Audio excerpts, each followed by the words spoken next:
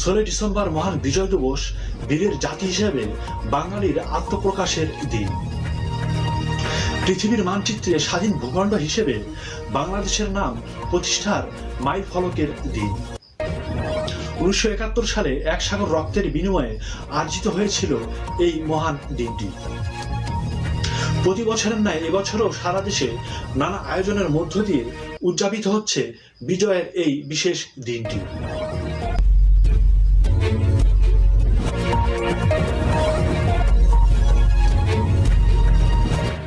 আজ 16 ডিসেম্বর 54তম মহান বিজয় দিবস।